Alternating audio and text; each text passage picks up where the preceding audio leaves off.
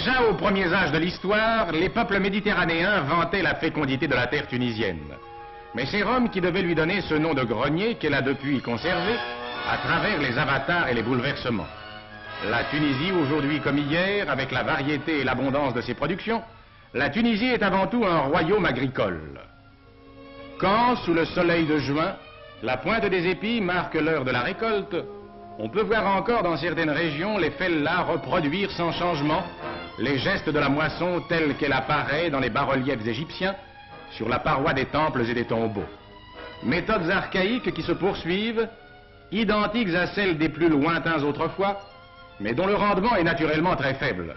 Images pittoresques, mais que les progrès de la culture apportés par la vie française font reculer chaque jour pour les remplacer par d'autres images, celles d'une abondance plus large et d'une fécondité plus poussée.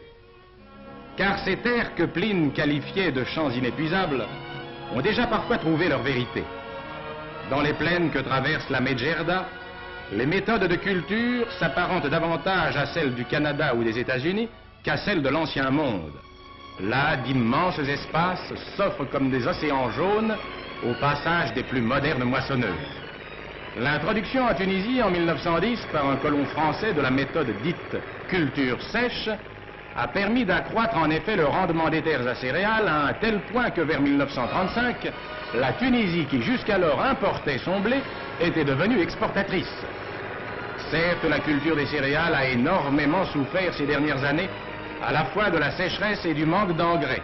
Il en est résulté une diminution des surfaces cultivées comme du rendement.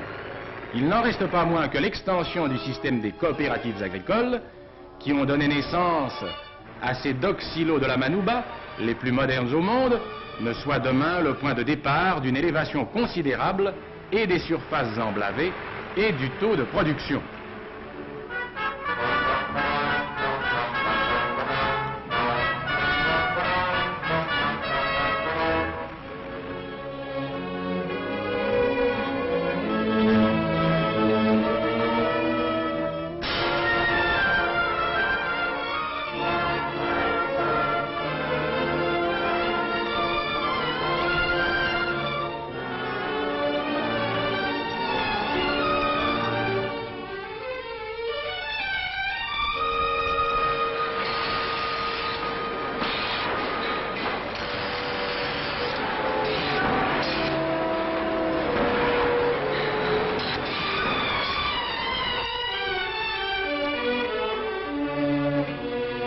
Ce système coopératif se manifeste surtout par la multiplication des coopératives de motoculture, telles celles de Gafour, où sont groupés agriculteurs français et tunisiens, et qui disposent d'un matériel d'une puissance telle qu'on peut la comparer aux installations les plus modernes du Nouveau Monde.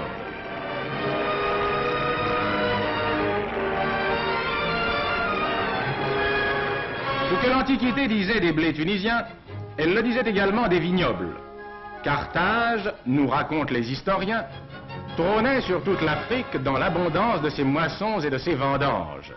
Et l'on disait à Rome que les vignes africaines produisaient des grappes aussi grosses que la tête d'un enfant. Le vignoble tunisien a beaucoup souffert ces dernières années. Ravagé par le phylloxéra, sa surface a diminué d'un bon tiers. Mais grâce au remplacement des plants qui se poursuit, on pense le voir retrouver dans une quinzaine d'années sa prospérité d'autrefois. Là aussi, l'effort collectif a mené à bien la réalisation d'un vaste programme d'équipement. La vinification s'opère en effet souvent en commun dans des caves coopératives. Les viticulteurs, par un effort conjugué, ont doté la régence d'installations modernes, munies d'un outillage perfectionné, telle la distillerie coopérative de Djeloud, qui est capable d'assurer à la fois la vinification et la distillation des alcools. Sait-on que la Tunisie produisait, bon an mal an, avant la guerre, quelques 2 millions d'hectolitres.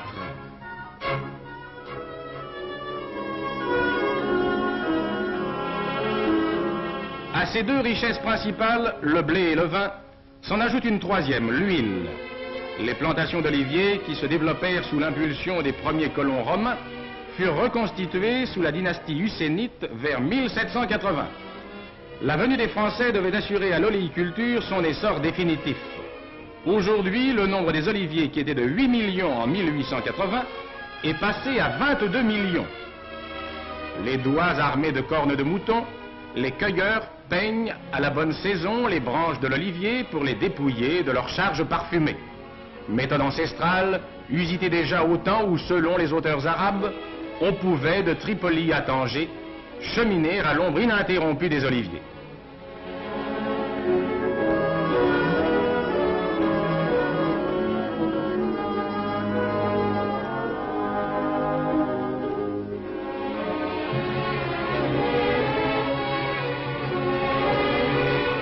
La transformation de l'olive en huile est accomplie dans des huileries où se mêlent aujourd'hui les méthodes traditionnelles et les formules les plus modernes. Mais chacun donne sa part à cette production du beau liquide ambré qui se chiffre d'avant-guerre par plus de 700 000 quintaux. On sait que les Tunisiens sont gros consommateurs d'huile. Chacun d'eux en consomme par an de 25 à 30 litres.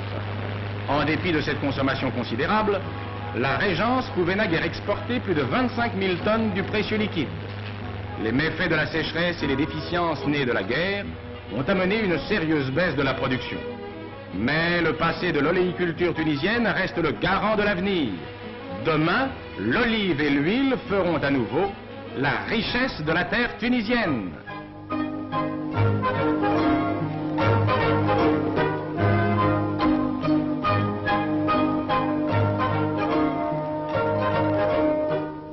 Les trois grands chapitres du blé, du vin et de l'huile n'épuisent pas la question agricole en Tunisie.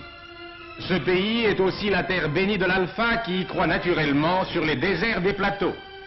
Cette graminée sauvage, dont l'usage dans la papeterie prenait avant-guerre une importance croissante, est beaucoup moins exploitée aujourd'hui, faute des transports maritimes nécessaires à son exportation. Il n'est pas douteux que ce problème résolu, l'alpha, dont la Tunisie est l'un des premiers producteurs, ne reprenne sa place dans l'économie tunisienne.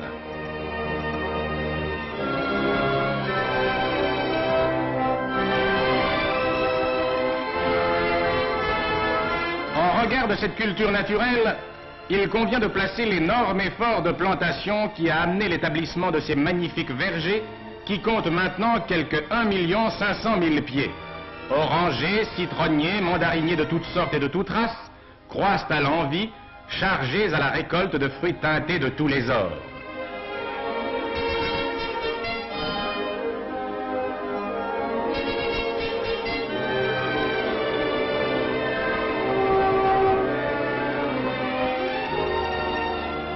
L'augmentation de la production et des besoins de l'exportation qui en étaient résultés avait amené la création de vastes usines où les agrumes de toute espèce étaient préparés, triés, lavés, empaquetés dans les meilleures conditions. Les agrumes tunisiens se préparaient, lorsque survint la guerre, à prendre une place de premier rang sur le marché européen. Les problèmes du ravitaillement local ont, ces dernières années, amené une diminution très sensible des exportations.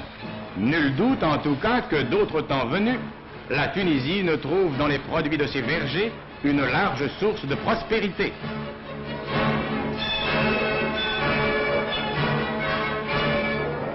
Pour l'instant, oranges et citrons tunisiens s'offrent de toutes parts sur les marchés de la Régence. La Tunisie consomme la presque totalité de sa production d'agrumes.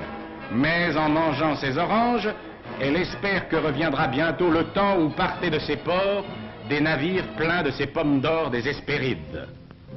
Il serait injuste de passer sous silence, dans le domaine des fruits tunisiens, l'extraordinaire extension qu'a prise dans le sud la culture du palmier dattier.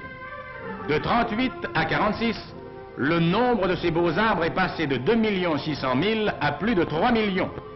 Groupés partout où l'eau sourd du sol, les palmiers forment dans le sud ces belles oasis dont parlent à la fois les récits des poètes et les rapports des administrateurs. C'est la vie que marque l'apparition d'une oasis, et c'est une prospérité nouvelle que manifeste la progression des récoltes dattières. Le commerce de cette production, en dépit de la permanence de nombre de problèmes douloureux issus de la guerre, a d'ailleurs suivi depuis la libération une courbe ascendante. C'est 55 000 quintaux de dattes qu'exporte actuellement la Tunisie, contre 35 000 en 1938. On ne connaîtrait pas totalement les possibilités et les réussites agricoles de la Tunisie si l'on oubliait l'élevage. Si le cheptel porcin est pauvre, par contre, le troupeau ovin en diminution par rapport à l'avant-guerre, compte cependant près de 2 millions de têtes. Et les éleveurs s'efforcent d'améliorer par des croisements la qualité des laines tunisiennes. Le cheptel bovin, qui avait diminué de quelques 100 000 unités, est en bonne voie de reconstitution. Mais comme dans tout le nord de l'Afrique, une place de choix dans l'élevage tunisien est réservée au cheval. Le centre de Sidi Tabet, dont les produits sont renommés, continue avec succès sa tâche d'amélioration en coordonnant les efforts des éleveurs et en leur apportant les enseignements tirés d'une expérimentation rationnelle de tous les problèmes de la zoologie appliquée.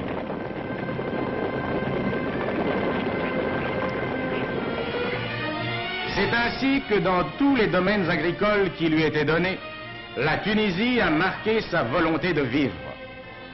Assurée de l'importance de ces dons, elle s'est efforcée de les faire valoir. Si aujourd'hui les suites de la guerre l'ont contrainte à un temps d'arrêt, il apparaît comme certain que demain elle reprendra son ascension. Ici encore, le passé est garant de l'avenir.